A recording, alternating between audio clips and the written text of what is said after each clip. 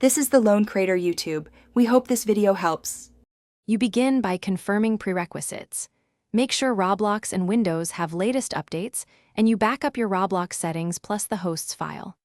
Once done, close Roblox and stop background processes like VPNs or proxies that alter network traffic.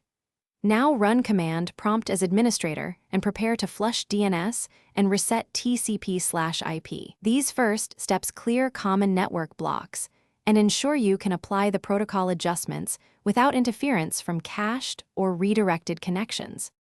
Next, you perform the core network fixes. Run ipconfig/flushtons, then netch winsock reset and netch int IP reset to restore protocol stacks.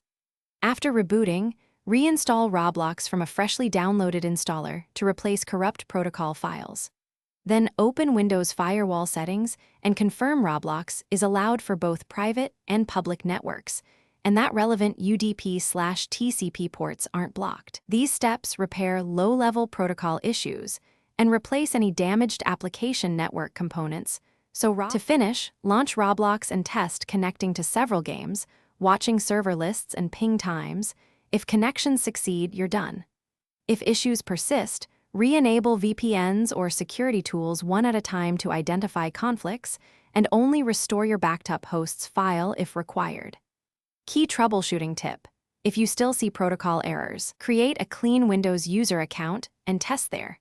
This isolates user-level profile corruption from system-level network problems and often reveals the root cause quickly. Thanks for watching. Consider subscribing if we helped you.